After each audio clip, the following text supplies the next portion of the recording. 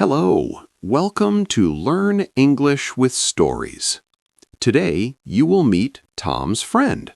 Her name is Anna. Anna is a girl. She is 10 years old. Anna is Tom's friend.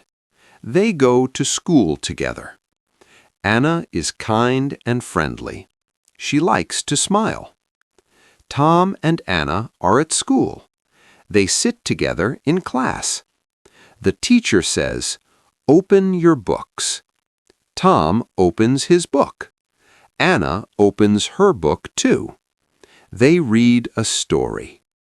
Tom does not understand one word. He looks at Anna. Anna helps Tom.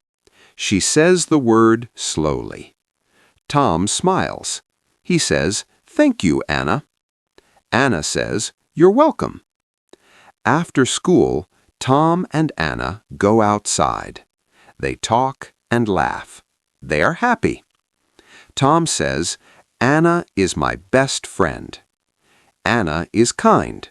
Tom is happy. Friends help each other. Thank you for watching. See you in the next story.